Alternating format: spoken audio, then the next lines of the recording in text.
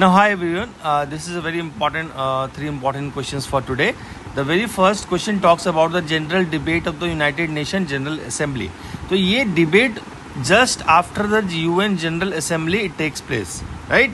तो currently 79th session of General Assembly is in the process. तो उसके just पहले this general debate takes place, है ना?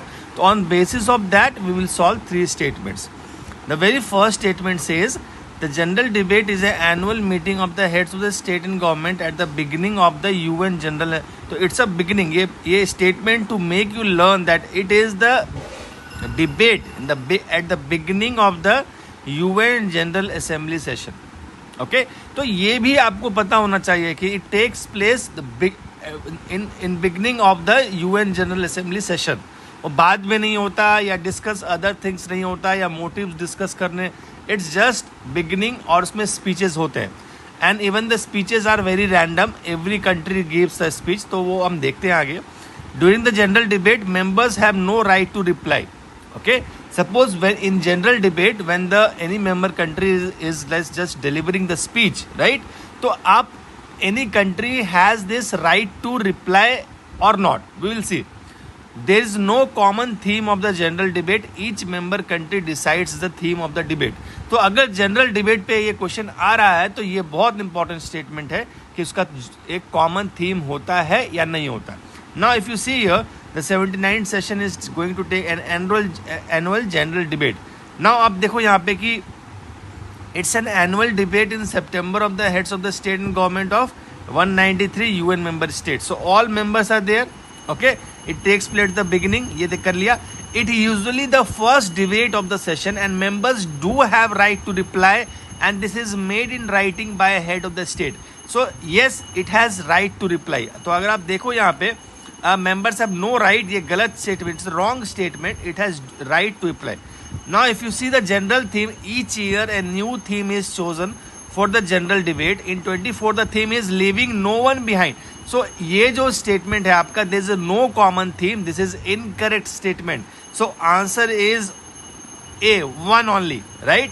पहला स्टेटमेंट जो सिंपल था वो सही है. बाकी rest two statements which needs a basic knowledge, which needs a depth knowledge, वो गलत है.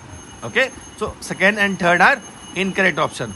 Moving to the next question. Next question talks about the granting habitat rights. Now this is again a very important question. Mankidia community. Now habitat rights are given to PVTGs under the 2006 Forest Right Act. ठीक है. This is a first tribal group to receive such recognition in Odisha. And as per the habitat rights, the district collectors should take cognizance of the rights of the PVTGs in their district and initiate the process of habitat rights in the priority basis. तो अगर आप देखोगे तीनों statement, it's a very important topic, habitat rights. और recently the habitat rights has been granted to the Mankidia community in the Odisha.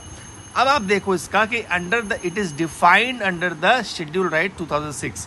So yes, it is correct statement. It is a correct statement. The first statement is very correct. Now ये habitat rights क्या होता है, you will pause and read in details. Okay, I have given you information about the habitat rights. Now, if you see the statement, it is a sixth particular community to received in India, and if you see about the Odisha, it is a second community. The first कौन सी थी, पौड़ी भुवन of Degar district what received the first PBTG to receive the habitat rights. तो हमारा जो ये statement था ये गलत है, first tribal group. Okay, now third statement है yes, as per the habitat rights the district collector should take the cognizance of the rights of the PVTGs. So ये statement भी सही है हमारा. So second statement is incorrect and answer is B 1 and 3. तो ये आपको clarity होना चाहिए. Habitat rights का concept should be clear to you. Now third question is easy and not very difficult, but अगर आप बुद्धू हो, अगर आपने ध्यान से नहीं पढ़ा है तो definitely third question is also going to be difficult. Which of the following is a group of G4? अब G4 का ग्रुप कौन से कंट्रीज हैं? I think the answer is very much clear to you. The answer is D. Okay, Brazil, Germany and India and Japan. तो ये आपको थोड़ा सा ध्यान में रखना है. And this is the 3 questions for today. हम next questions कल देखते हैं. And by the time keep practicing prelims on the Gold Tide platform. This will really change the way you are preparing for your UPSC prelims examination. Thank you so much.